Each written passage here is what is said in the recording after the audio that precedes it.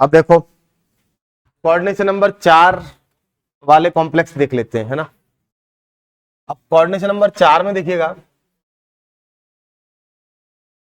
इसमें भी वही सेम चीज है क्या, कि स्ट्रॉन्ग लिगेंड हो सकते हैं या वीक लिगेंड हो सकते हैं। कोऑर्डिनेशन नंबर 4 होगा तो जो हाइब्रिडाइजेशन है या तो वो sp3 हो सकता है या dsp2 हो सकता है। भाई 4 हाइब्रिड ऑर्बिटल चाहिए तो या तो dsp2 या sp3। sp3 यानी बाहर वाले ऑर्बिटल यूज हुए, अंदर का डी यूज हुआ नहीं। तो बाहर वाले यूज हुए तो बाहर वाले ऑर्बिटल कौन यूज करता है, स्ट्रॉन्ग लिगेंड या week ligand, week ligand use करता है। तो यानी अगर वीक लिगेंड होंगे, वीक लिगेंड्स होंगे तो sp3 हाइब्रिडेशन, और अगर स्ट्रॉन्ग लिगेंड होंगे तो dsp2 हाइब्रिडेशन की तरफ ले जाते हैं, ठीक है ना। अब बात ये भी है कि अगर डी खाली है, अगर डी खाली है तो अंदर वाले डी यूज होंगे ना। मान लो किसी का इलेक्ट्रॉनिक कॉन्फ़िगरेशन कितना है, d1 है या d2 है या d3 है या d4 भी है, तो अंदर वाला डी तो खाली है हमेशा। तो जब तक डी खाली है तब तक तो अंदर वाला यूज करेगा, चाहे स्ट्रॉन्ग लिगेंड हो या वीक लिगेंड हो, ठीक है ना। लेकिन बात यह है कि मान लो डी में 5 इलेक्ट्रॉन आ गए या ज्यादा इलेक्ट्रॉन है, ठीक है ना, 5 6 7 8, तो इसका मतलब ये हो गया कि यहां पर अब लिगेंड को देखना पड़ेगा अपने को, स्ट्रॉन्ग लिगेंड है या वीक लिगेंड है। तो d1 d2 d3 तक तो देखना ही नहीं है, dsp2 ही होगा, है कि नहीं, क्योंकि डी ऑर्बिटल खाली है अंदर वाला, तो dsp2 ही होगा। तो ये अपने को देखना होता है। अब देखो जैसे इसका एक एग्जांपल देख लेते हैं, तो कैसे, इसका एक एग्जांपल अपन देख लेते हैं। मान लीजिएगा कि एग्जांपल है MnCl4 और -2 करके कोई कॉम्प्लेक्स है। Mn का एटॉमिक नंबर कितना होता है, Mn का एटॉमिक नंबर, हाँ 25 और ऑक्सीडेशन स्टेट कितनी है इसमें Mn की, +2, Mn+2, एटॉमिक नंबर 25 होता है और ऑक्सीडेशन स्टेट +2 है। तो क्या निकलेगा, 4s के 2 इलेक्ट्रॉन निकल गए और 3d में कितने रह गए, 5। तो अपन लिख सकते हैं कुछ ऐसे,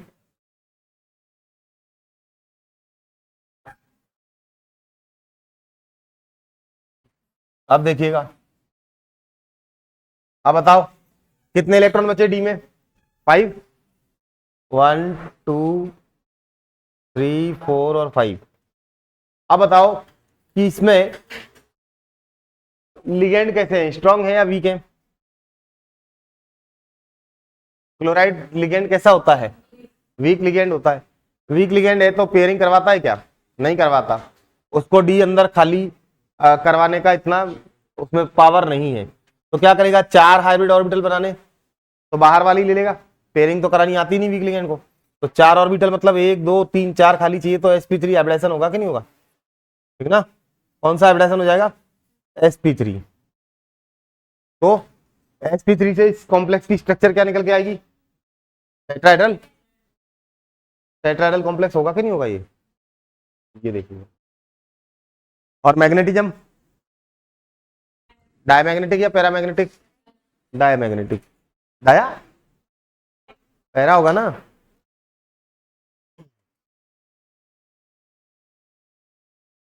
अनदर केस ZnCl4-2, इसका तो आपने देख लिया, मैग्नेटिज्म 4 अनपेयर्ड इलेक्ट्रॉन है।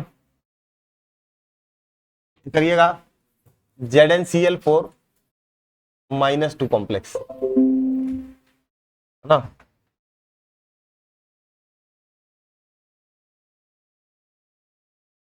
और एक CuCl4-3, ये दोनों कॉम्प्लेक्स करिएगा।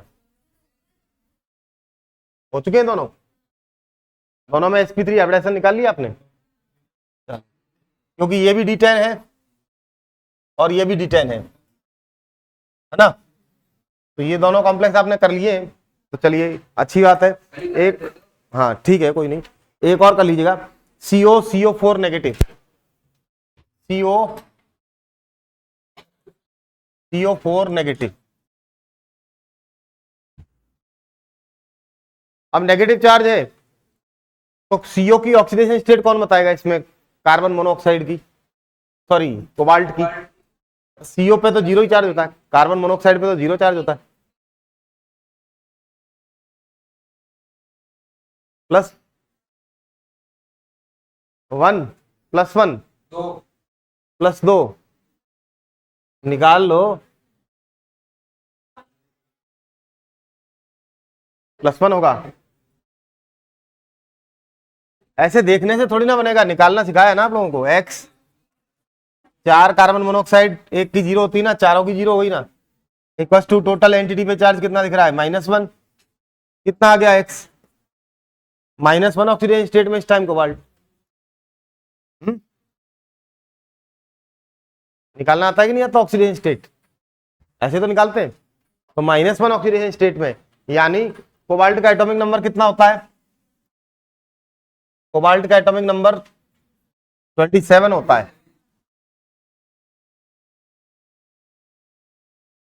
ठीक है ना, एक इलेक्ट्रॉन ले रखा है, तो एक इलेक्ट्रॉन ले रखा है तो वो कहां जाएगा, एस के तो दो पूरे भरे हुए, डी में ही जाएगा। तो जब ये CO माइनस में कन्वर्ट होगा तो इसका इलेक्ट्रॉनिक कॉन्फ़िगरेशन हो जाएगा 4s2 3d8। अरे बोलो, ऐसे तो हो जाएगा। अब 4s2 3d8 के केस में क्या होता है, अब देखिएगा, यहां थोड़ा सा ध्यान रखने वाली बात यह है कि ये जो CO नेगेटिव है, ये जो मेटल है, इसमें डी में 8 इलेक्ट्रॉन्स हैं और एस में 2 इलेक्ट्रॉन्स हैं और पी खाली है, 4p खाली है। 4s में 2 इलेक्ट्रॉन है और 3d में 8 इलेक्ट्रॉन हो चुके हैं। 8 इलेक्ट्रॉन गिनेंगे, 1 2 3 4 5 6 7 और 8, ठीक है ना। s में 2 इलेक्ट्रॉन है ही। आप देखें तो s खाली चाहिए, क्योंकि बिना s के कोई हाइब्रिडेशन होता नहीं। अब s खाली चाहिए तो लिगेंड चाहे कोई भी हो, लिगेंड क्या करेगा, लिगेंड क्या करेगा कि s के इलेक्ट्रॉन को क्या करेगा, पेयर करवा देगा, किसमें, d में। तो ये वाला इलेक्ट्रॉन इसके साथ पेयर कर जाएगा, ये वाला इसके साथ पेयर कर जाएगा। अब तो s खाली हो जाएगा। अब कौन सा हाइब्रिडेशन होगा, यानी ये वाली स्ट्रक्चर निकल के आएगी।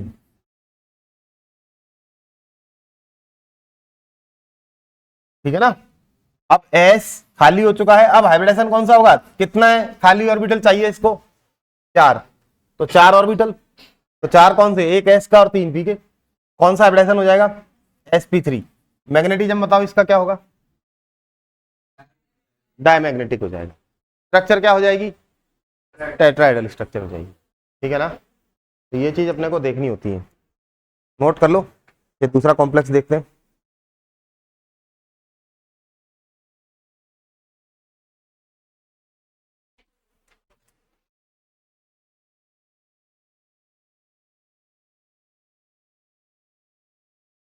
अब ये कॉम्प्लेक्स देखो, PdCN4-4। अब पैलेडियम, पैलेडियम, अब आपको ये है कि अगर नहीं है पता, ये 4d का एलिमेंट है, 3d का तो है नहीं। अब ये कहां पर है, कितने इलेक्ट्रॉन है, ये अगर याद नहीं है तो आप टॉप टू बॉटम याद करते हैं ना डी ब्लॉक एलिमेंट्स को, ऐसे याद करते हैं ना कि मान लीजिएगा कि 3d सीरीज है, 4d आती है इसके नीचे, 5d इसके नीचे आती है, ऐसे करके। तो सबसे पहले स्कूटर, यामा, ला, इसके नीचे एक्टिनियम आता है तो AC 6d चले, है ना, ऐसे याद कर लेते हैं ना, स्कूटर, यामा, ला, AC, यारी, सॉरी टीकम, जरा, हाफ, कुल्फीला, है ना, VCR MN FeCO NiCuZn देख लेते हैं। वायलिन, नब, तबला, है ना, कर, मडर, वरना, मंतक रे, फेरस, FeRuOS फेरस। कोई रहे इधर, कोई रहे इधर। इसका आप लोग खुद बताओ, काफी बार कर चुके हैं। नई पड़ोसन पटना की, क्यों, AG, AU, जिंद कड़क कर हंसा। हाँ तो बताओ कहाँ आ गया, ठीक ना, 4D में आ गया ना पैलेडियम। ऐसे याद भी तो करना है आपको, ऐसे ऐसे भी करना है और ऐसे भी याद रखना है। तो पैलेडियम चूंकि निकल फैमिली का मेंबर है, और आप इनको कैसे याद रखेंगे, एक जनरल कॉन्फ़िगरेशन इस चैप्टर के हिसाब से क्या होता है, S2D8 होता है इनका। भाई S2 तो सबका ही है, एक जनरल इलेक्ट्रॉनिक कॉन्फ़िगरेशन की बात करें तो S2 तो सबका है ना, NH2।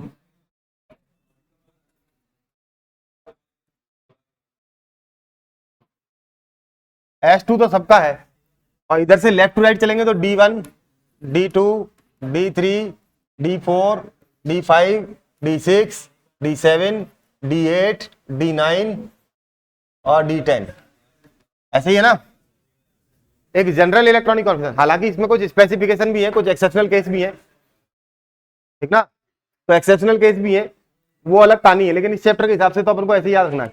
तो क्या है, निकल का क्या था 4s2 3d8, तो पैलेडियम का क्या हो जाएगा, एक नीचे आ जाओ, 4d है ना, तो 5s2 4d8 हो जाएगा कि नहीं हो जाएगा। हालांकि पैलेडियम का ऐसा वास्तविक होता नहीं है, लेकिन इस चैप्टर के हिसाब से हमको एक हेल्प मिल जाएगी कि ऐसे होता है। क्या क्या लिखना है पैलेडियम का, पैलेडियम का आप क्या लिखेंगे, S2D8, बोलो, अरे D8 कौन सा, 4d8, और S कौन सा 5, उससे बाहर का ही तो S होता है, 5s2 4d8, ऐसे तो लिखेंगे। हालांकि पैलेडियम का जो होता है, ये दोनों इलेक्ट्रॉन इसमें पहले से ही जंप रहते हैं। एक्चुअल जो कॉन्फ़िगरेशन है वो पैलेडियम का होता है 4d10 5s0, ये होता है इसका एक्चुअली। लेकिन काम चल जाएगा, आप अगर वैसे भी करते हैं तो भी कोई दिक्कत वाली बात नहीं है, ठीक ना। अगर आप वैसे भी करते हैं तो कोई दिक्कत वाली बात नहीं है, क्योंकि पैलेडियम की ऑक्सीडेशन स्टेट कितनी है इसमें, पैलेडियम की ऑक्सीडेशन स्टेट कितनी है, 0 है। तो 0 का मतलब जैसा है वैसा बना रहेगा। अब स्ट्रॉन्ग लिगेंड आएंगे तो वो क्या करेंगे, अंदर डाल देंगे, नहीं डाल देंगे इसके इलेक्ट्रॉन को, वैसे भी तो अंदर डालेंगे ही, पहले ही आपने डाल दिया, क्या दिक्कत हो गई। बताओ कौन सा हाइब्रिडेशन होगा, sp3 पैरामैग्नेटिक या डायमैग्नेटिक, पैरा या डाया, डायमैग्नेटिक, D10 हो गया ना, 0 ऑक्सीडेशन स्टेट है, सारे पेयर हो जाएंगे।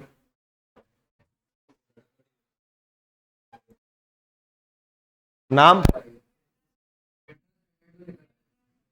टेट्रा साइनाइड या साइनाइडो, साइनाइडो, निकल या निकलेट, निकल या निकलेट, निकल सेकंड ऑक्सीडेशन स्टेट है, आयन, यू मीन टू से टेट्रा साइनो निकल, निकल सेकंड आयन, ऐसा है क्या बेटा। एंटिटी नेगेटिव है या पॉजिटिव है, एंटिटी नेगेटिव है हुई ना। आप नेगेटिव एंटिटी कब होती है, या तो आपको ये आगे जुड़ा हो या नेगेटिव चार्ज हो, एंटिटी नेगेटिव हो गई। तो जब एंटिटी नेगेटिव हो गई तो क्या होगा, तो मेटल के लास्ट में क्या लगाते हैं, 8 लगाते हैं कि नहीं लगाते हैं। तो निकल लिखेंगे या निकलेट लिखेंगे, निकलेट लिखेंगे ना। तो क्या लिखेंगे इसका नाम, टेट्रासाइनो निकलेट आयन, हाँ सेकेंड आयन। अब इसका हाइब्रिडाइजेशन वगैरह अपन को दिखाना है। तो निकल की ऑक्सीडेशन स्टेट +2 है, 28, मतलब 2 और 8 का ही सिस्टम है। अब +2 ऑक्सीडेशन स्टेट में क्या होगा, 4s के 2 इलेक्ट्रॉन बाहर जा चुके हैं, तो 4s के 2 इलेक्ट्रॉन बाहर जा चुके हैं, तो 3d में कितने बचे, 8, 1 2 3 4 5 6 7 8 है ना। अब 4s में तो इलेक्ट्रॉन बाहर निकल ही गए, 4p में तो है ही नहीं, ठीक है ना। अब बताओ जरा क्या होना है, अब बताओ स्ट्रॉन्ग लिगेंड है या वीक लिगेंड है, स्ट्रॉन्ग लिगेंड है। अब स्ट्रॉन्ग लिगेंड क्या देखता है D8 सिस्टम में, भाई 4 लिगेंड है, 4 खाली ऑर्बिटल चाहिए, या तो sp3 बना दे। लेकिन स्ट्रॉन्ग क्या करता है, पहले देख लेता है कि जगह है क्या, dsp2 की गुंजाइश है क्या इसके अंदर, है ना। तो स्ट्रॉन्ग लिगेंड है तो पेयरिंग करा देगा ना, तो पेयरिंग करा देगा तो क्या होगा, 4 पेयर बन जाएंगे और डी ऑर्बिटल खाली हो गया, तो क्या होगा इसका हाइब्रिडाइजेशन, dsp2। अब dsp2 से स्ट्रक्चर क्या निकल के आती है, स्क्वायर प्लेनर कॉम्प्लेक्स होगा ना ये, तो ये एक स्क्वायर प्लेनर कॉम्प्लेक्स है, ठीक ना। DsP2 से कौन सी स्ट्रक्चर आती है, स्क्वायर प्लेनर, तो ये एक स्क्वायर प्लेनर कॉम्प्लेक्स है। ठीक है, और इसका मैग्नेटिज्म की बात करें तो डाया है या पैरामैग्नेटिक है, डायामैग्नेटिक हो गया, क्योंकि अनपेड इलेक्ट्रॉन क्या हुए, खत्म हो गए, तो स्पिन पेयर हो गई, यानी कि लोअर स्पिन कॉम्प्लेक्स है, हाई स्पिन कॉम्प्लेक्स है, लोअर स्पिन कॉम्प्लेक्स हो गया, क्योंकि पहले 2 अनपेड इलेक्ट्रॉन थे, अब तो खत्म ही हो गए कॉम्प्लेक्स बनने के बाद, तो लोअर स्पिन कॉम्प्लेक्स है। आउटर ऑर्बिटल है या इनर ऑर्बिटल कॉम्प्लेक्स है, इनर डी वाले ने यूज किया है ना, तो इनर ऑर्बिटल कॉम्प्लेक्स है ये।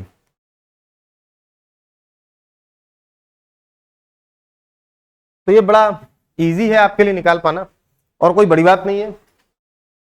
अगर आपको इलेक्ट्रॉनिक कॉन्फ़िगरेशन पता है तो सब कॉम्प्लेक्स एक ही रास्ते से चल रहे हैं कि नहीं चल रहे हैं। पहले मेटल की ऑक्सीडेशन स्टेट निकालो, है ना, उसके बाद इलेक्ट्रॉन को फिल कर दो, अंदर वाले सेल के ऑर्बिटल को अंदर की तरफ दिखा दो, बाहर वालों को बाहर की तरफ, और देख लो स्ट्रॉन्ग लिगेंड है या वीक लिगेंड है। स्ट्रॉन्ग है तो पेयरिंग कर देगा, वीक है तो नहीं पेयर कर पाएगा। जगह होगी तो D2sp3 या DsP2 होगा, नहीं होगी जगह तो बाहर वाले ऑर्बिटल से हो जाएगा कि नहीं हो जाएगा काम। तो ये है, और कुल मिला के बात ये है कि एटॉमिक नंबर तो याद हो। एक case copper D9 system, D9 system के केस नहीं लिख पाए अभी, लिख लिया।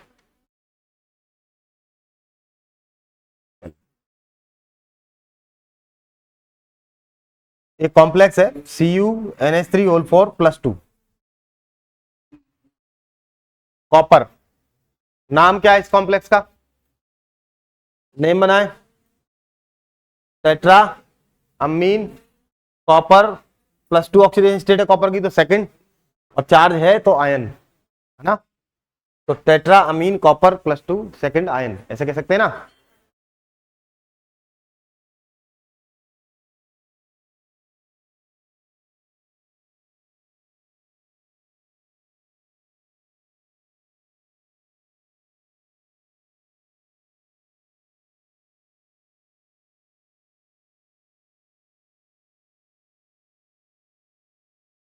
तो देखो क्या करना है इसमें, तो कॉपर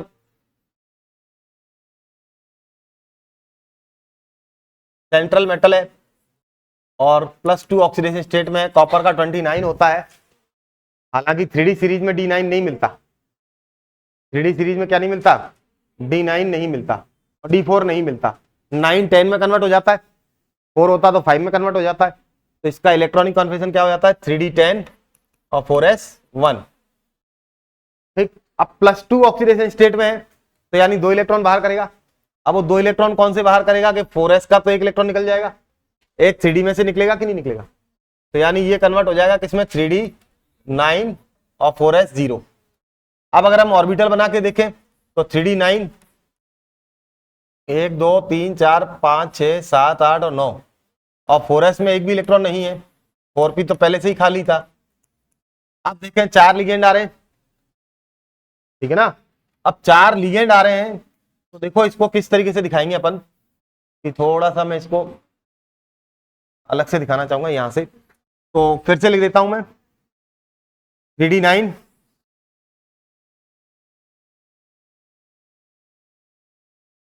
और 4s0 4p0 और 4d0, ठीक ना।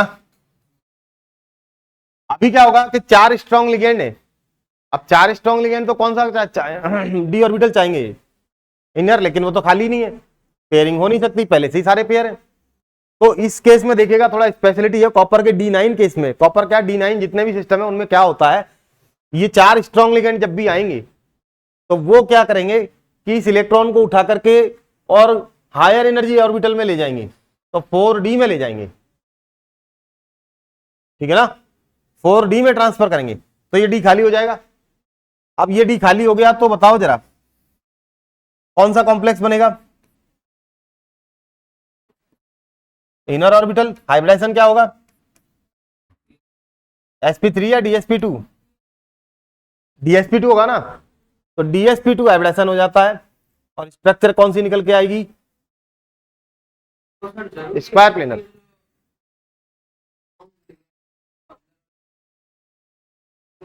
D9 सिस्टम अगर है, कोई सा भी D9 है, चाहे वो कॉपर हो चाहे कोई भी हो, D9 सिस्टम है, और मेटल की ऑक्सीडेशन स्टेट अगर +2 है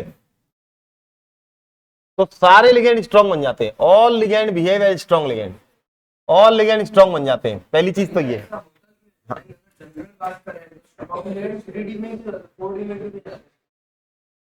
क्योंकि स्ट्रॉन्ग लिगेंड अंदर वाले डी ऑर्बिटल को यूज प्रीफर करता है। इस बात का रीजन वीबीटी के पास तो नहीं था कि अंदर वाला ही क्यों प्रीफर करेगा, बाहर वाले को लेना चाहिए था, बाहर वाले को उसने नहीं लिया। वीबीटी इस बारे में एक्सप्लेन नहीं करती है, यही इसके ड्रॉबैक्स हैं, ठीक ना। फिर इसके लिए फिर अपन को सीएफटी पढ़नी पड़ेगी, वो एक्सप्लेन कर, क्रिस्टल फील्ड थ्योरी इसके बाद आएगी, अभी वीबीटी तो चल रही है। तो इस तरीके के कॉम्प्लेक्स के लिए वीबीटी फेल हो जाती है, ठीक ना। तो ऐसा है। एक और थ्योरी भी इसके पीछे चल रही है, वो ये कुछ साइंटिस्ट का कहना ये भी है। एक और थ्योरी क्या कहती है इसी में कि भाई ऐसा है कि ये इस तरीके से नहीं होता, तो किस तरीके से होता है D9 सिस्टम। तो देखो जरा, D9 सिस्टम के लिए एक और साइड में पैरेलल थ्योरी चल रही है, वो चल रही है CuNH3 होल 4+2। ये कॉम्प्लेक्स था, कॉपर D9 सिस्टम था, है ना। तो D9 का मतलब 3D9 और 4s और 4p। एक थ्योरी और भी कहती है, वो ये क्या कहती है कि इस इलेक्ट्रॉन को, ये इलेक्ट्रॉन कहीं शिफ्ट नहीं होगा, ये इलेक्ट्रॉन कहीं शिफ्ट नहीं होगा, क्योंकि इतनी एनर्जी कहां से आएगी जो कि इलेक्ट्रॉन इधर से उधर पहुंच जाएगा। वीबीटी तो कहती है इधर से उधर पहुंच जाएगा, लेकिन ये थ्योरी कहती है कि इधर से उधर नहीं जाएगा। वो क्या कहता है कि ये तो यहीं का यही रहेगा। यहां जो हाइब्रिडेशन होगा sp2d होगा। कौन सा? sp2d, यानी कि s का एक ऑर्बिटल, है ना, p के 2 ऑर्बिटल और d का, बाहर वाले d का एक ऑर्बिटल यूज हो जाएगा हाइब्रिडेशन में। sp2d हाइब्रिडेशन होगा, ये p छूट जाएगा। तो sp2d, अरे sp2d मतलब dsp2 जैसा ही हो गया ना। sp2d में भी वही स्ट्रक्चर आने वाली है जो dsp2 में आएगी। तो क्या स्ट्रक्चर निकल के आएगी? Square planar. अब क्या अंतर है दोनों थ्योरीज में? दोनों थ्योरीज में क्या अंतर है कि एक थ्योरी जो पहले की थी वीवीटी ने दी है, उसमें तो इलेक्ट्रॉन को एक्साइट कर दिया था, और ये वाली थ्योरी बिना इलेक्ट्रॉन को एक्साइट किए sp2d हाइब्रिडेशन से इसको एक्सप्लेन कर लेती है। दोनों ही चीजें सही है, ठीक है ना, और दोनों ही चीजें कई सारी बुक्स में दे रखी हैं। बात समझ में आई क्या? तो ये आपको sp2d हाइब्रिडेशन से करें तो भी सही है और dsp2 से करें तो भी सही है, कई सारी चीजें चल रही है, ठीक है। एक कॉम्प्लेक्स और देखिएगा,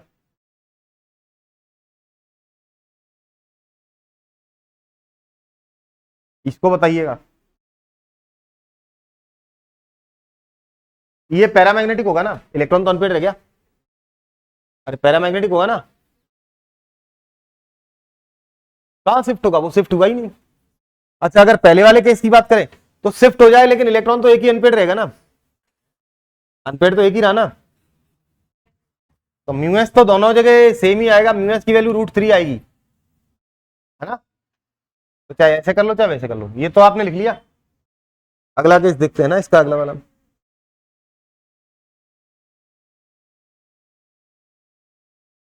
एक और भी केस है इसी तरीके का, CuCN4-2। ये भी सेम केस है, सारे केस सेम है, एक ही तरीके से होंगे ये।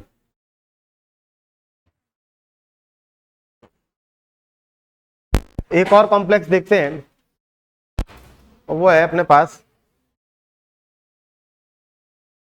एक और कॉम्प्लेक्स है, ब्लू विट्रियोल का फार्मूला सुना है?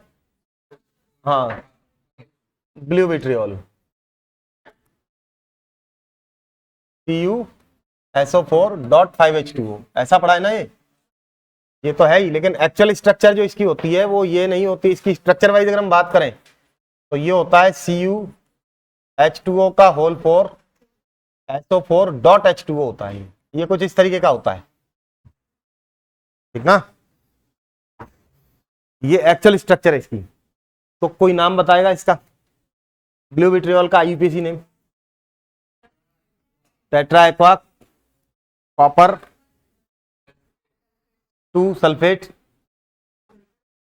सेकेंड ऑक्सीजन स्टेट है, copper 2 sulphate hydrate, monohydrate, hydrate है ये, एक्वा नहीं है। एक्वा तो तभी कहेंगे जब ये लिगेंड की फॉर्म में होंगे, ये लिगेंड थोड़ी ना है, तो क्या कहेंगे, हाइड्रेट कहेंगे इसको। हाँ, हाइड्रेट या मोनोहाइड्रेट। चलें आगे। हाँ, तो देखो जरा, इसमें कॉपर की ऑक्सीडेशन स्टेट +2 है, 4 वाटर के लिगेंड है, और यहाँ काफी सारे क्वेश्चन, इंटरेस्टिंग क्वेश्चन इससे बनते हैं। तो यहां अगर हम बात करें तो कॉपर का +2 का मतलब क्या हो गया, D9। अरे बोलो भाई, D9 सिस्टम है ये, और S और 3P और D 4D। यहां पर भी वही सेम केस, sp2d हाइब्रिडेशन या dsp2 हाइब्रिडेशन होगा। कैसा होगा, dsp2 हाइब्रिडेशन। ये इलेक्ट्रॉन यहां पहुंच जाएगा तो एक d ऑर्बिटल खाली हो जाएगा, तो कैसा होगा ये, अब तो हाइब्रिडेशन dsp2 हो जाएगा, अनपेड इलेक्ट्रॉन एक रहेगा ही रहेगा, dsp2 हाइब्रिडेशन हो जाएगा। अब dsp2 हाइब्रिडेशन से कैसी स्ट्रक्चर निकल के आएगी, स्क्वायर प्लेनर या टेट्राहेड्रल, है ना, स्क्वायर प्लेनर।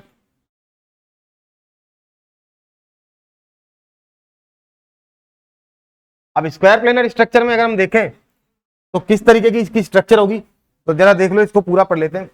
तो यहां पर ये कुछ इस तरीके से होगा, Cu+2 ऑक्सीडेशन स्टेट में होगा, 4 H2O के लिगेंड है, तो 4 H2O के लिगेंड इसको स्क्वायर प्लेनर तरीके से क्या कर रहे हैं, कोऑर्डिनेट बॉन्ड बना रहे हैं इसके साथ, है ना। तो ये 4 H2O के मॉलिक्यूल इसके साथ स्क्वायर प्लेनर तरीके से कोऑर्डिनेट बॉन्ड बना रहे हैं।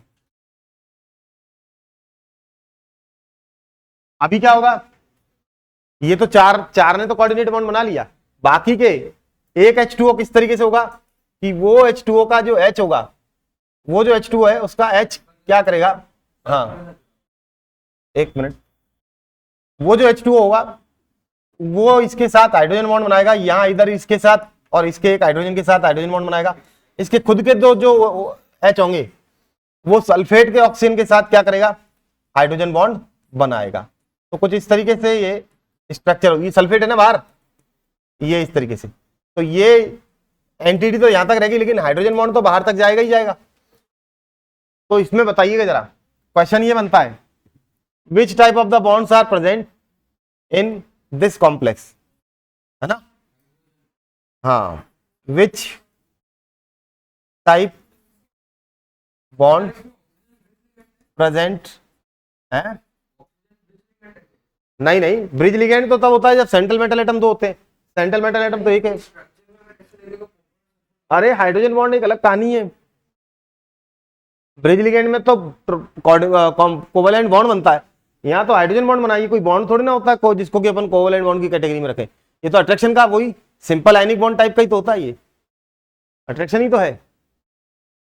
विच type of the bond present in blue vitriol, है ना। तो ऑप्शन है आपके पास, पहला ऑप्शन है आयनिक बॉन्ड, दूसरा है कोवेलेंट बॉन्ड, तीसरा है कोऑर्डिनेट बॉन्ड, और चौथा है हाइड्रोजन बॉन्ड। तो कौन से बॉन्ड प्रेजेंट है इस कॉम्प्लेक्स में, तो जरा देख लेते हैं।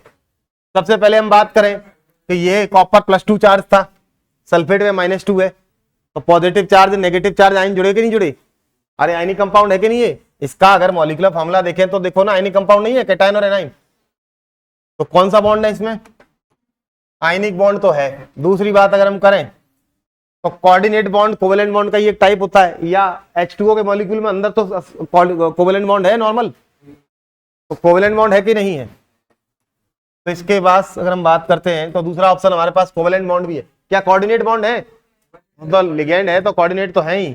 और दूसरी बात हाइड्रोजन बॉन्ड आपने अभी देख ही लिए, कितना हाइड्रोजन बॉन्ड है, 4 हाइड्रोजन बॉन्ड है या 2 हाइड्रोजन बॉन्ड है, देखते हैं कितने हाइड्रोजन बॉन्ड है, गिनना जरा, how many hydrogen bonds are there in this complex. 2 तो ये रहे, अरे ऑक्सीजन ने बना लिए, और 2 इन हाइड्रोजन ने बना लिए, कितने हो गए, 4 हाइड्रोजन बॉन्ड है। तो इस तरीके से कॉम्प्लेक्स बहुत ही इंटरेस्टिंग कॉम्प्लेक्स है, और इसको आप याद रखिएगा, कर लो इसको।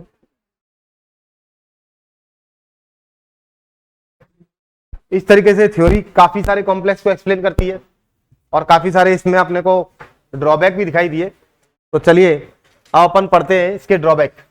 तो ड्रॉबैक्स ऑफ वीबीटी या लिमिटेशन ऑफ वीबीटी। आपको क्या क्या प्रॉब्लम आई आप खुद ही बता दीजिए। सर हमें यहाँ प्रॉब्लम आ रही है, इसका हमको जवाब नहीं मिला, हमको इस क्वेश्चन का हमारे का जवाब नहीं मिला, वही इसके ड्रॉबैक है। चलो बताओ कौन से क्वेश्चन का जवाब आपको नहीं मिला। एनर्जी का कोई रोल नहीं है। थर्मोडायनेमिक्स आई क्या इसमें कि बॉन्ड बनाने पर इतनी एनर्जी रिलीज होगी, इतनी एनर्जी नहीं ना। तो no thermodynamic aspect of the complex, यानी it does not give explain thermodynamics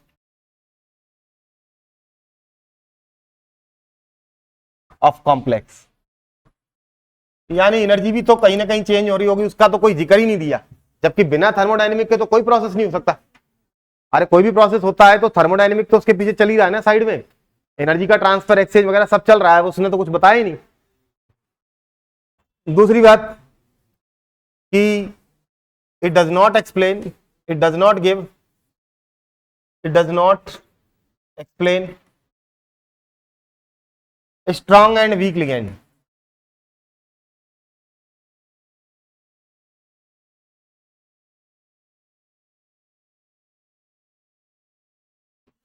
यानी कब कौन सा स्ट्रॉन्ग लिगेंड है और कब कौन सा वीक लिगेंड है ये बताता ही नहीं है।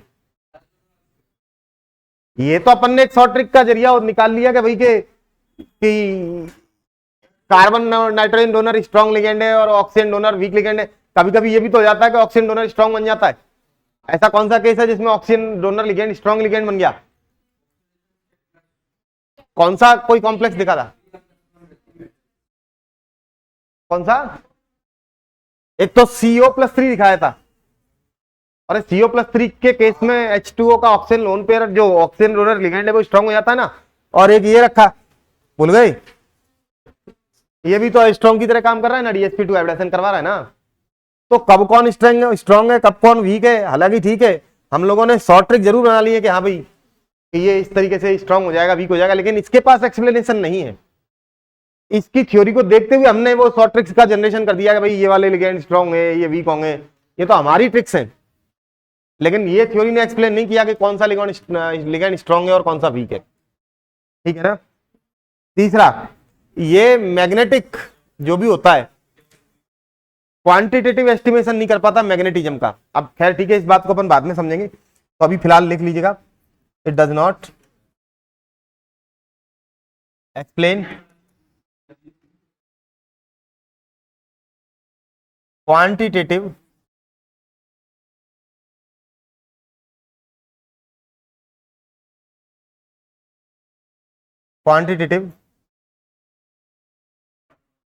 Aspect of magnetism. अब ये थोड़ा सा क्या है, ये थोड़ा सा टॉपिक कुछ ऐसा है कि मैग्नेटिज्म में अपन को थोड़ा सा अंदर जाना पड़ेगा तो अपने को समझ में आएगा कि भाई मैग्नेटिज्म किस तरीके से अपने चेंज हो रहा है। खैर फिलहाल अभी इसको नोट करिएगा, फिर अपन बाद में इसको एक्सप्लेन करेंगे कि कैसे मैग्नेटिज्म को किस तरीके से इफेक्ट हो जाता है मैग्नेटिज्म किसी भी कॉम्प्लेक्स का। ठीक ना। तो जो अपन निकालते हैं वो तो है ही, लेकिन मैग्नेटिक फील्ड कुछ और भी हो जाती है तो उसका एक्सप्लेनेशन नहीं करता ये। और ये कॉपर के ये जो अभी अपन ने केस देखे थे इसको भी तो एक्सप्लेन नहीं कर रहा। कौन से वाले केस? वो जो इलेक्ट्रॉन हाई एनर्जी ऑर्बिटल में जा रहा है उसको एक्सप्लेन नहीं कर रहा है ना। हाँ, एक minute, it does not explain excitation of electron in higher orbitals, that is Cu। कौन सा वाला केस था? Cu NH3 का होल 4+2 है ना। इट डज नॉट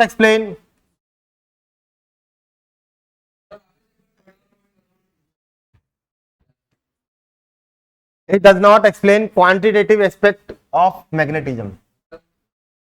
यानी मैग्नेटिज्म जो हम निकालते हैं वो तो म्यूएस निकालते हैं, लेकिन वास्तविकता क्या है कि आपस में जब हम बात करते हैं तो मैग्नेटिज्म चेंज आता है कॉम्प्लेक्सेस का, तो ये क्यों चेंज हो रहा है इसके पास कोई एक्सप्लेनेशन नहीं है ना, तो यूं है।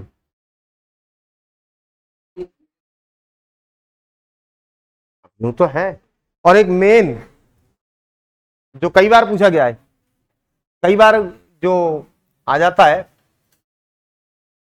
ये कलर को तो दिखाई नहीं रहा, अरे सारे कॉम्प्लेक्स कंपाउंड कलरफुल होते हैं, लेकिन कलर की तो एक्सप्लेनेशन कर ही नहीं रहा। क्या आपको इसने बताया कि ये इस कलर का होगा, ये इस कलर का होगा? कलर के बारे में कुछ बोला? ये पूरी थ्योरी नहीं बोलती है, तो it does not explain colour. अब बात ये है कॉम्प्लेक्स जो होते हैं कलरफुल होते हैं जनरली, तो कलरफुल क्यों होते हैं इसके पास कोई जवाब नहीं है।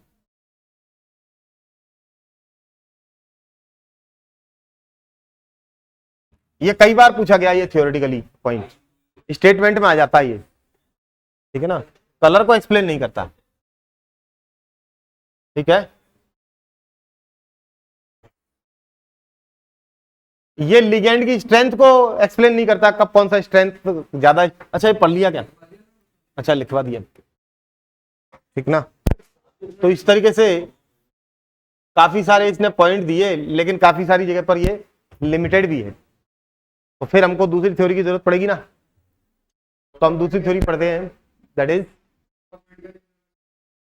It does not explain excitation of electron in higher orbital.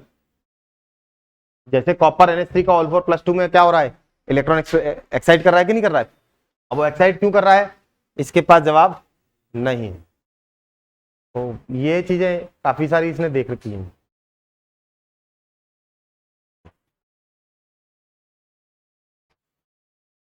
चलें आगे। तो अब अपन पढ़ रहे हैं CFT। एक मिनट,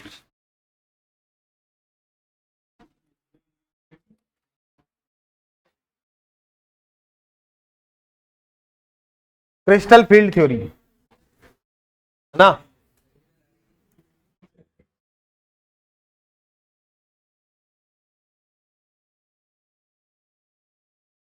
तो क्रिस्टल फील्ड थ्योरी क्या है इसको, ये फोर्थ थ्योरी है। पहले अपन ने पढ़ा था EAN कॉन्सेप्ट, फिर अपन ने पढ़ा था वार्नर थ्योरी, फिर VVT ने एक्सप्लेन किया काफी सारा। अब बात करते हैं क्रिस्टल फील्ड थ्योरी की। क्रिस्टल फील्ड थ्योरी सबसे पहला पॉइंट इसका यही है कि M और L के बीच में जो बॉन्ड है, ML बॉन्ड जो है वो कैसा है, आयनिक है। कैसा है? प्रीडोमिनेंटली आयनिक नेचर का है वो। अब जब आयनिक बॉन्ड है तो बताओ क्या हाइब्रिडाइजेशन होगा? नहीं होगा, हाइब्रिडाइजेशन जैसी कोई बात होगी नहीं, ओवरलैपिंग जैसी कोई बात होगी नहीं। तो ये आयनिक बॉन्ड बताता है, मेटल और लिगेंड के बीच में प्रॉपर आयनिक बॉन्ड है।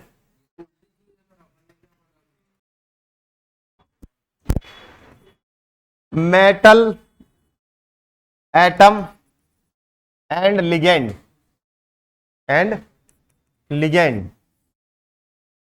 Act as point charge.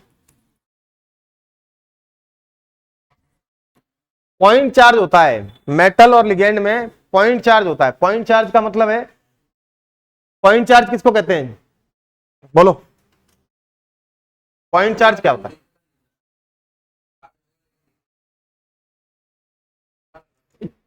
अब चार्ज होगा लेकिन दिखेगा नहीं, तो ऐसा कौन सा चार्ज है जो देख लिया? कभी चार्ज दिखता है क्या? पॉइंट चार्ज फिजिक्स की एक डेफिनेशन है, या यहाँ केमिस्ट्री के अकॉर्डिंग में बात करूं तो चाहे चार्ज हो या ना हो किसी लिगेंड पे या मेटल पे, मेटल पे पॉजिटिव चार्ज हो या ना हो, लिगेंड पे नेगेटिव चार्ज हो या ना हो, लिगेंड को point positive pole, sorry metal को पॉइंट पॉजिटिव पोल माना है इसने। मेटल पे पॉजिटिव चार्ज हो भी सकता है, नहीं भी हो सकता है, नेगेटिव चार्ज भी हो सकता है सेंट्रल मेटल एटम पे, तो उसको पॉइंट पॉजिटिव पोल माना है। पॉइंट पॉजिटिव पोल का मतलब अब ये पॉइंट नेगेटिव पोल को अट्रैक्ट करेगा ही करेगा। और लिगेंड पे कौन सा मान लिया है?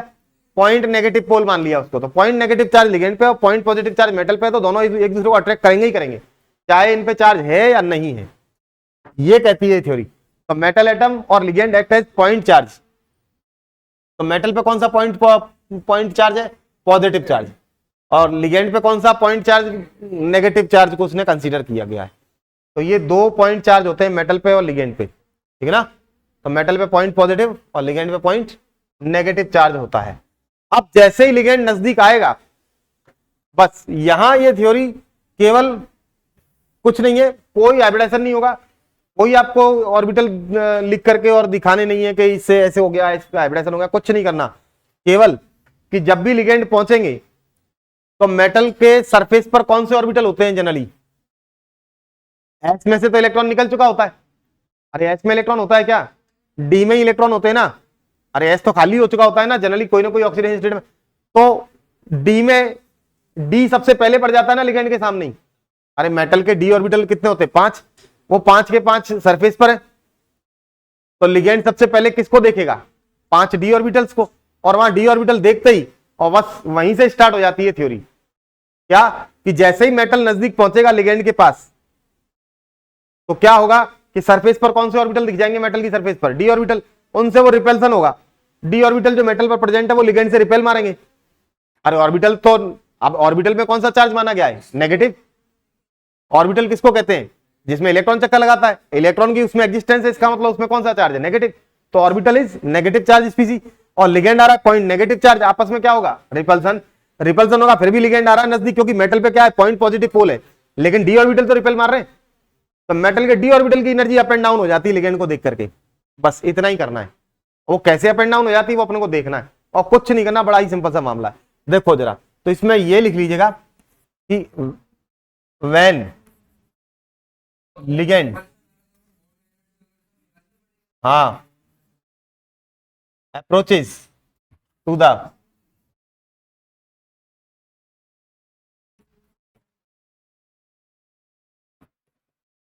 Central metal atom,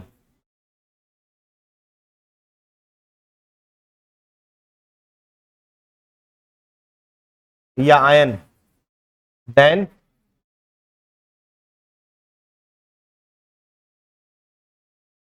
D orbitals on the metal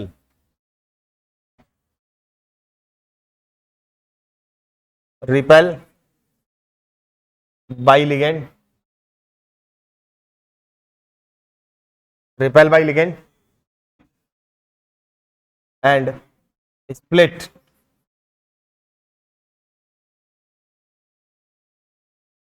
in different energy level।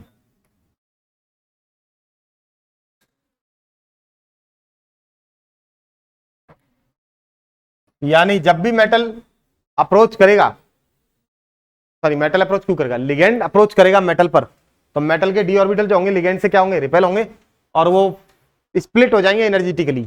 अब देखें एनर्जेटिकली कैसे स्प्लिट होंगे, तो पहले तो डिजेनरेट होते हैं ना, सारे के सारे डी ऑर्बिटल डिजेनरेट होते हैं ना। ये डिजेनरेट क्या होता है, ऑर्बिटल का डिजेनरेट होना। मैं कहूं डी ऑर्बिटल सारे के सारे डिजेनरेट हैं। डिजेनरेसी एक वर्ड है, डिजेनरेट, डिजेनरेसी का मतलब होता है सेम एनर्जी के ऑर्बिटल हो जाना, उनमें गैप नहीं होना। मैं आपको इसको एग्जांपल देकर के समझा देता हूं, डिजेनरेट होना क्या होता है, डिजेनरेट क्या होता है। अच्छा ये बताओ जरा, ये डी ऑर्बिटल्स हैं, अरे डी ऑर्बिटल होते हैं ना 3D, उसके बाहर कौन सा होता है, 4s, उसके बाहर कौन सा होता है, 4p, उसके बाहर कौन सा होता है, 4d। आप ये बताएं मैंने यहां पर गैप क्यों मारा है, इनमें ये गैप तो मैं यहां पे भी दे सकता था।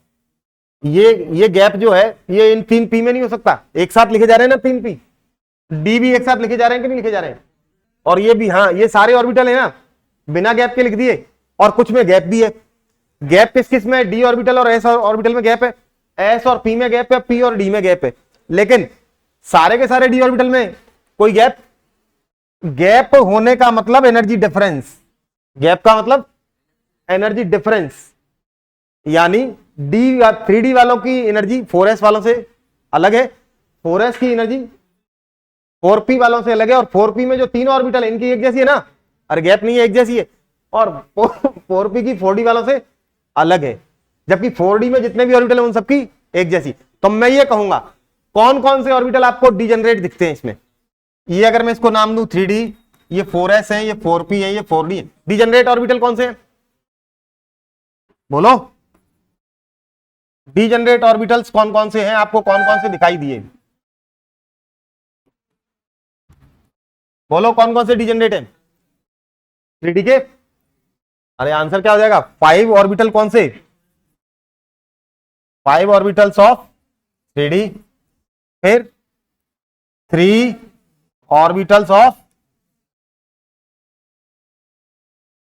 4p, और कौन कौन से? 5 ऑर्बिटल्स ऑफ 4d। अरे बोलो ना। अब s में तो एक ही ऑर्बिटल है, क्या डिजेनरेसी होगी? एक में तो क्या सिमिलरिटी और क्या डिसिमिलरिटी? बात समझ में आई? डिजेनरेट वर्ड का मतलब क्या है? सेम एनर्जी का होना, ठीक है। अब ये क्या कहती है थ्योरी कि लिगेंड जब मेटल के पास आएगा, जरा इस पॉइंट को पढ़ें, when ligand approach to the central metal atom ion then d orbitals on the metal repel by ligand and split in different energy levels। यानी ये जो d ऑर्बिटल थे मेटल के, लिगेंड के आते ही क्या हो जाते हैं? स्प्लिट, मतलब डिजेनरेसी क्या हो जाती है? खत्म। अरे खत्म, डिफरेंट एनर्जी लेवल्स के हो जाते हैं ये। अब तक तो सेम एनर्जी के थे ना, लिगेंड के आते ही क्या होंगे? अलग अलग एनर्जी के हो जाएंगे। बात समझ में आई क्या? लिगेंड के आते ही ये अलग अलग एनर्जी के हो जाएंगे। बात समझ में आती है क्या? तो किन्हीं की एनर्जी क्या होगी? कम, बाकी की क्या होगी? ज्यादा। तो कुछ की कम, कुछ की ज्यादा हो जाती है। अब किसकी कम, किसकी ज्यादा हो जाती है, ये डिपेंड करेगा कि कितने लिगेंड मेटल के साथ बॉन्ड बनाने आ रहे हैं, किस डायरेक्शन में आ रहे हैं, उसके हिसाब से इनकी एनर्जी क्या हो जाती है? अलग अलग हो जाती है। अब वो अपन को पढ़ना है कि कैसे अलग अलग हो जाती है। यानी यहां हाइब्रिडाइजेशन नहीं देना है, और हमको किस पर घूमना है? केवल डी ऑर्बिटल पर घूमना है, इन पर तो जाना ही नहीं है। यानी हम इस थ्योरी में इन ऑर्बिटल का तो कोई यूज है ही नहीं हमारे पास, ठीक है। केवल 3D पर ही घूमना है। अगर 3D का एलिमेंट है, सेंट्रल मेटल एटम कौन सा है? 3D सीरीज का है, तो 3D के ही ऑर्बिटल देखने बस।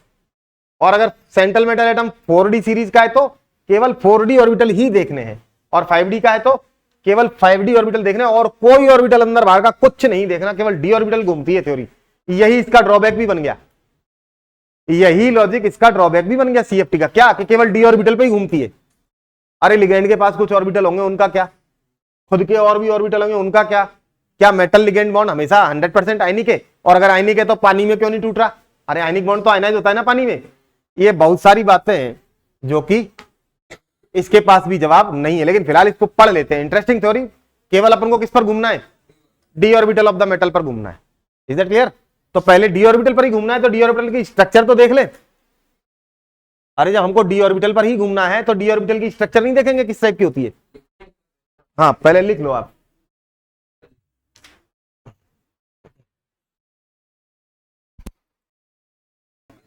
हम पहले, सबसे पहले, अब क्योंकि ये थ्योरी डी ऑर्बिटल पर घूमती है, क्या ये थ्योरी केवल डी ऑर्बिटल पर घूमती है, तो कम से कम पहले डी ऑर्बिटल की स्ट्रक्चर तो देख ले कैसा होता है। ये तो आपने खूब पढ़ा होगा कि डबल डंबल होता है, एस स्फेरिकल होता है, पी डंबल होता है, डी डबल डंबल होता है। तो यानी शेप इसकी क्या होती है? डबल डंबल शेप का होता है।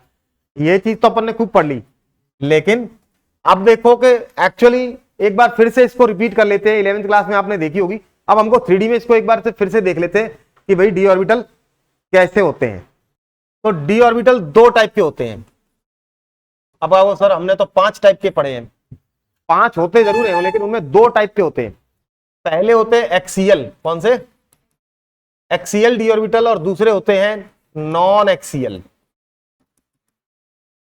एक्सियल जो प्रॉपर एक्सिस पर प्रेजेंट है, जो प्रॉपर एक्सिस पर प्रेजेंट है, उनको एक्सियल ऑर्बिटल कहते हैं। तो एक्सियल ऑर्बिटल 2 है, कौन कौन से? D x square minus Y square and D Z square. ये एक्सियल है। ये कैसे है? एक्सियल है, प्रॉपर एक्सिस पर प्रेजेंट है। यानी D x square minus Y square कहां पर प्रेजेंट है? एक्स और वाई एक्सिस पर प्रेजेंट है। और डी जेड स्क्वायर कहां पर प्रेजेंट है? प्रॉपर जेड एक्सिस पर प्रेजेंट है। अब बाकी जो बचे 3 वो एक्सिस के बीच बीच में होंगे। अरे एक्सिस तो इनने घेर लिया, अरे एक्सिस पर तो यही प्रेजेंट है। अब और डी ऑर्बिटल हैं जो 3 बचे, अरे अभी तो 2 ही हुए ना, 5 होते हैं ना, और जो 3 बचे वो क्या होंगे? एक्सिस के बीच बीच में होंगे ना। तो बाकी के नॉन एक्सियल कौन कौन से बचे? D X Y, D Y Z, D Z X या एक्स जेड। ये 3 नॉन एक्सियल है। कैसे? तो जरा देख लेते हैं इनकी स्ट्रक्चर। पहले हम बात कर लेते हैं एक्सियल ऑर्बिटल की। एक्सीएल ऑर्बिटल की स्ट्रक्चर देखिएगा। पहले हम बात कर रहे हैं इसमें D x square minus Y square, यानी कि ये देखिएगा, ये अगर एक्स एक्सिस है, ये वाई एक्सिस है, जेड को मैंने दिखाया नहीं, वो अंदर बाहर होगा ना बोर्ड के।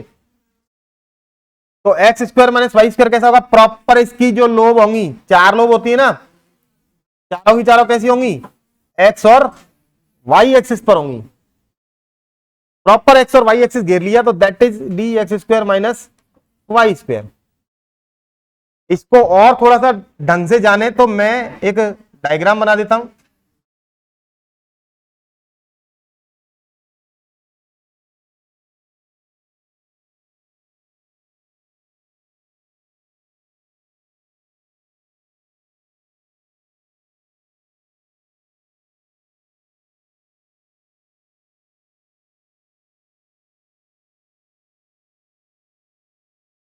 ये क्यूब है, क्यूब में ये एक्स एक्सिस है, बोलो ये मान लीजिएगा कि वाई एक्सिस है, तो जेड एक्सिस कहां गया, जेड अंदर बाहर होगा ना, ऐसे ही होगा ना, बोलो ये तीन एक्सिस आपको दिखते हैं कि नहीं दिखते। एक सामने से ऐसे करके जा रहा है ये वाला, एक ऐसे है, एक ऐसे है, इसको हमने जेड एक्सिस कह दिया, क्या कह दिया, जेड। इसको मैंने वाई कह दिया, तो एक्स कहां गया, ये एक्स हो गया कि नहीं हो गया। अरे तीनों एक दूसरे के परपेंडिकुलर होते हैं ना। अब ये वाला ऑर्बिटल जो है D x square minus Y square, वो कहां पर होगा, प्रॉपर प्रॉपर एक्स एक्सिस पर और वाई एक्सिस पर होंगी ना इसकी लोब, बोलो ये कौन सा हो गया, D x square minus Y square हो गया। बात समझ में आई। डी जेड स्क्वायर कहां पर होगा, उसके प्रॉपर लोब कहां पर होंगे, जेड पर होंगे, तो डी जेड स्क्वायर हो गया। अरे बोलो भाई,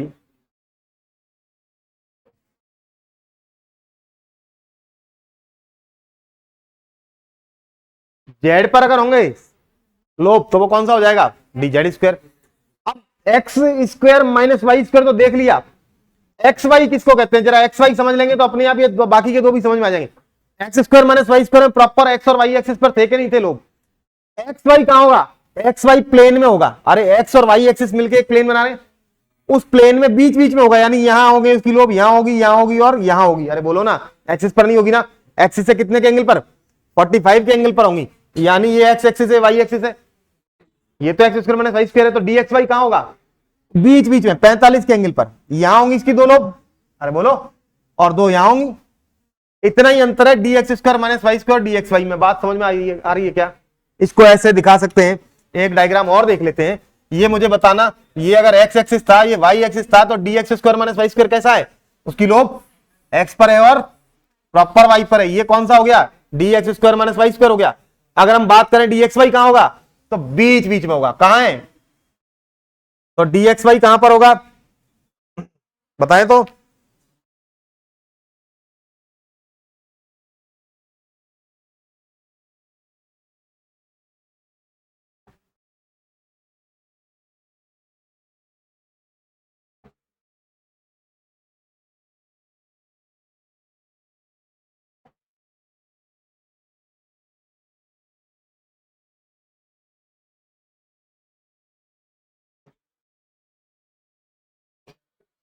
हाँ जी, तो देखिए ये D x square minus Y square हो गया, तो डी एक्स वाई कहां पर होगा, प्रॉपर इसी प्लेन में होगा, लेकिन कहां बैठा होगा, एक्सिस के बीच बीच में। अरे बोलो ना, इसकी चारों लोब कहां होंगी, एक्सिस के अरे बीच में होंगी ना। ये कौन सा है जिसपे मैंने ये डैश लगा दिए, डी एक्स वाई, और X square minus Y square कौन सा है जिसमें डैश नहीं लगाया है, तो एक ही प्लेन में बैठे हैं ना दोनों, पास पास में ही, अरे बगल बगल में ही तो बैठे हैं। कॉपी की अगर हेल्प से अगर आप इसको समझे तो समझ में आ जाएगा। प्रॉपर एक्स और वाई एक्सिस पर तो D x square minus Y square, जबकि डी एक्स वाई क्या होगा, बीच बीच में होगा। ये बात समझ में आती है। तो कौन सा एक्सीएल हो गया orbital, X square minus Y square हो गया एक्सीएल, और बाकी ये एक्सीएल नहीं है। अरे बात समझ में आती है क्या। तो D x square minus Y square आपने पढ़ा, डी जेड स्क्वायर पढ़ लेते हैं। तो डी जेड स्क्वायर में क्या होगा कि मान लीजिएगा कि ये एक्स एक्सिस है, ये जेड एक्सिस है, और वाई एक्सिस अभी हमने दिखाया नहीं क्योंकि वो बोर्ड के अंदर बाहर होगा। तो डी जेड स्क्वायर में कैसा होगा, लोब कहां होंगे, प्रॉपर जेड एक्सिस पर होंगी, तो ये कौन सा हो गया, डी जेड स्क्वायर हो गया। अरे बात समझ में आती है क्या,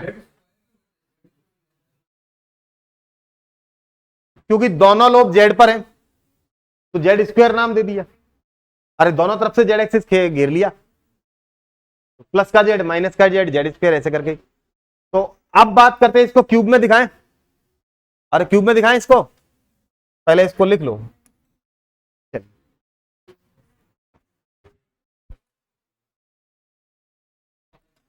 तो डी जेड स्क्वायर को अगर अपन डायग्रामेटिकली दिखाएं क्यूब के अंदर तो कुछ इस तरीके से दिखेगा।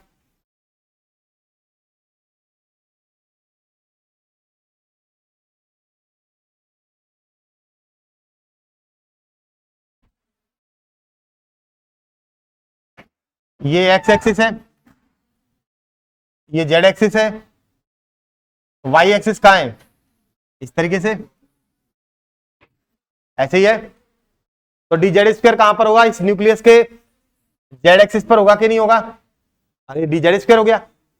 अब इसमें देखो तीन प्लेन दिख रहे थे कि नहीं दिख रहे थे। तो पहला वाला प्लेन कौन सा था, X Y plane. X Y plane में तो कौन से दो थे, X square minus Y square था और एक्स वाई था। एक ये प्लेन होगा ना, अब इस वाले प्लेन में देखेंगे, फिर इस वाले प्लेन में देखेंगे, बोलो। तो एक एक ऑर्बिटल तो इन वाले प्लेन में, बाकी दो ऑर्बिटल इस वाले में थे, एक्स वाई प्लेन में। अरे बात समझ में आई क्या।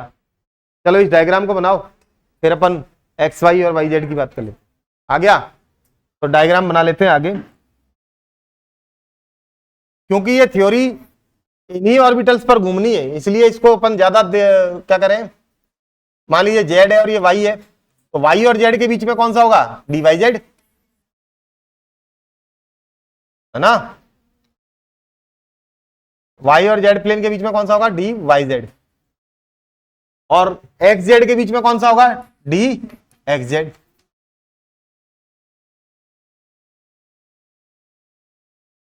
ये लिख लिए। क्यूब में दिखाने की तो जरूरत है नहीं कि देखोगे क्यूब में, नहीं ना, ठीक है। तो फिर तो ये 5 डी ऑर्बिटल होते हैं। अब मैं आपको बताता हूं, अब आप खुद डिसाइड करें कि एक मेटल एटम है जिसके पास 5 डी ऑर्बिटल है, और वो 5 डी ऑर्बिटल किस प्लेन में है, जरा देखिएगा।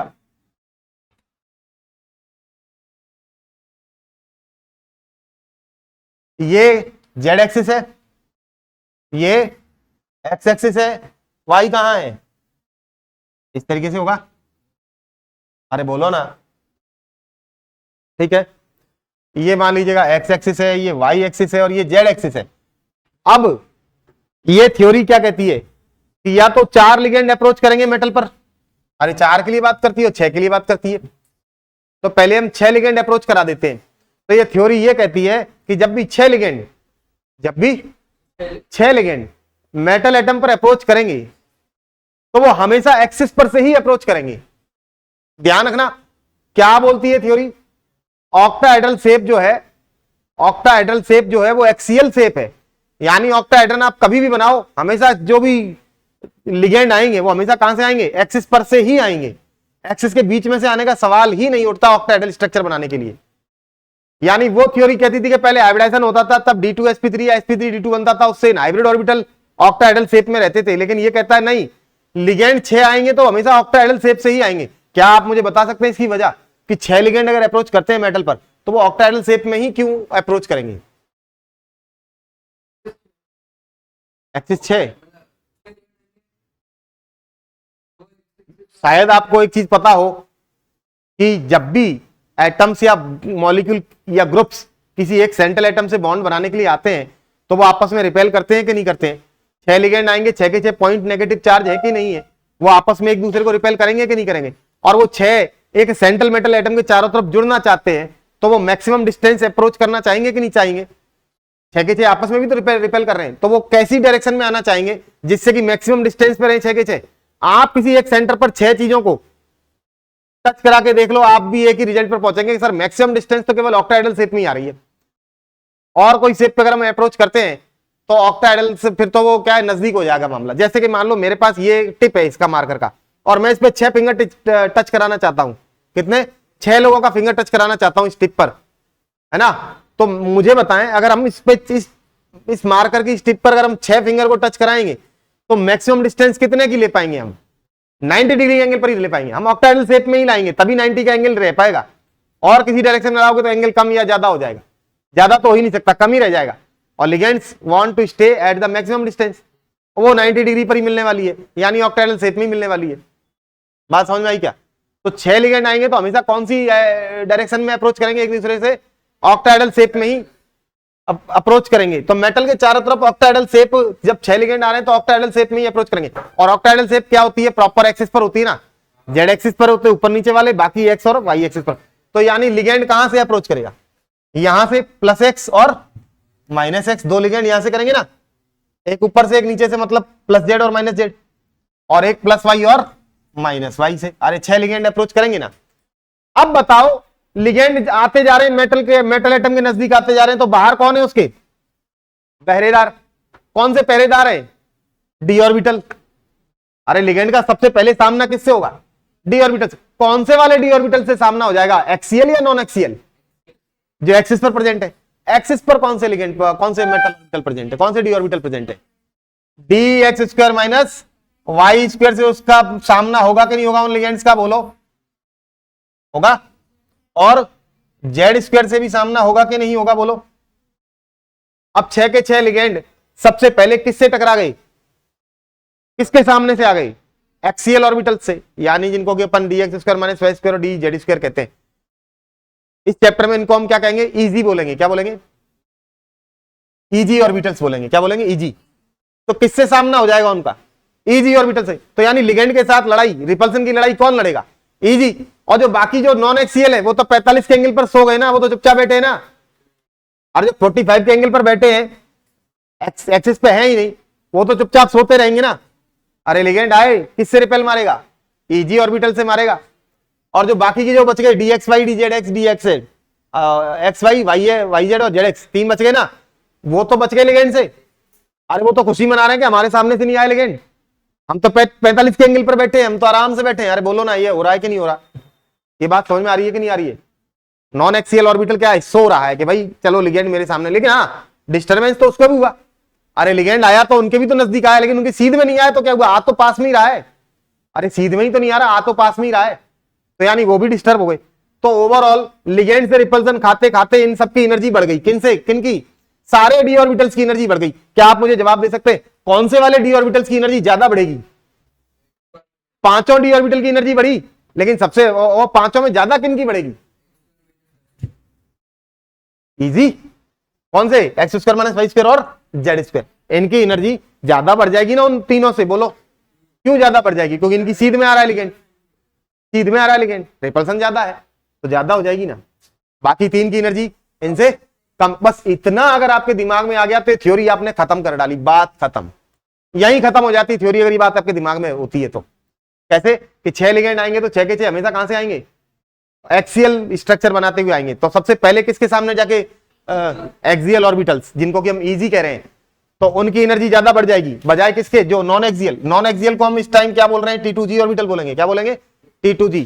नॉन एक्सियल ऑर्बिटल को हम T2G कहते हैं, एक्सियल ऑर्बिटल को हम इजी कहते हैं। तो यानी इजी ऑर्बिटल्स की एनर्जी बढ़ जाएगी और T2G ऑर्बिटल्स की एनर्जी कम रह जाएगी उनकी कंपैरिजन में।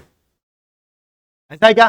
तो क्या मैं लिगेंड की मेटल पर अप्रोच को क्या मैं डायग्रामेटिकली समझा सकता हूं? और क्या आप समझ सकते हैं? जरा देखिए, आएगी ये थ्योरी यहीं पर। पहले ये थ्योरी पूरी क्लियर हो गई आपके यहां। बाकी कलर मैग्नेटिज्म वो हम बाद में बताएंगे ही बताएंगे कैसे एक्सप्लेन करना है। बाकी ये चीज इसका बेस है। No hybridization at all. Hybridization नहीं बताना, क्या बताना है? डी ऑर्बिटल का तोड़ना ही आपको बताना। तो जरा देखिए, ये डी ऑर्बिटल थे कि नहीं थे मेटल के ऊपर? बोलो लिगेंड से पहले। इनमें इलेक्ट्रॉन कितने भी हो सकते हैं। अरे डी ऑर्बिटल थे, फिर लिगेंड आया तो रिपेल हुआ, पांचों के पांचों रिपेल हुए, तो पांचों की एनर्जी बढ़ी कि नहीं बढ़ी?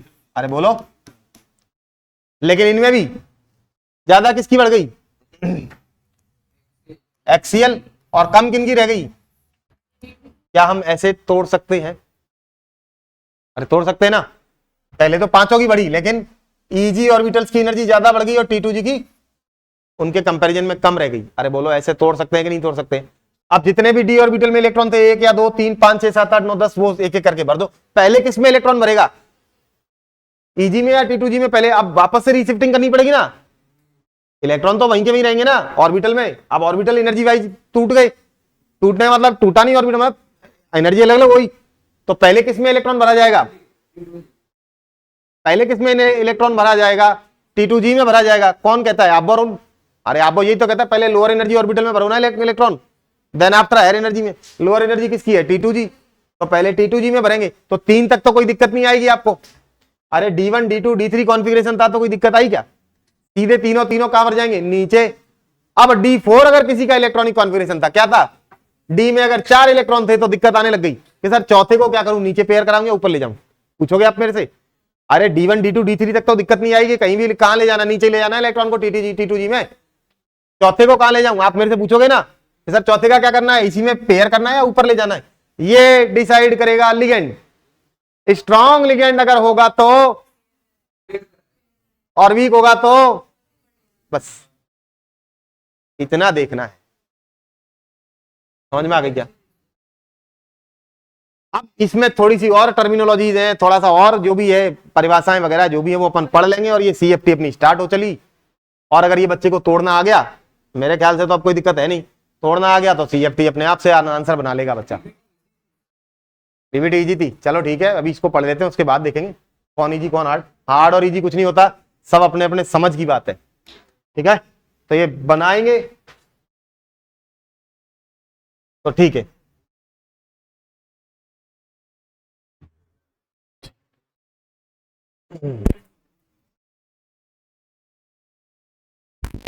तो देखिए हम ML6 टाइप का कॉम्प्लेक्स पढ़ रहे हैं, 6 लिगेंड आएंगे तो 6 के 6 एक्सिस की तरफ से आएंगे, तो एक्सियल लिगेंड जो होंगे जिनको अपन इजी कहते हैं, इजी ऑर्बिटल्स की एनर्जी बढ़ गई है और T2G की एनर्जी कम रह गई है। इसको मैं दोबारा से एक नया डायग्राम बना करके दिखा देता हूं आपको कि ये डी ऑर्बिटल थे 5 जिनकी एनर्जी पहले ही बढ़ी जा चुकी है, और ये इस तरीके से T2G और EG में क्या हो गए, स्प्लिट हो गए। T2G और EG में ये स्प्लिट हो चुके हैं। अब जरा ध्यान देना, इनके बीच का जो एनर्जी गैप है, अरे एनर्जी गैप आ गया, इस एनर्जी गैप को, ये जो एनर्जी गैप है इसको हम डेल्टा O से रिप्रेजेंट करते हैं, और इसका नाम है, इस एनर्जी गैप को कहते हैं स्प्लिटिंग एनर्जी। क्या कहते हैं, स्प्लिटिंग एनर्जी कहते हैं, स्प्लिटिंग एनर्जी, ठीक है।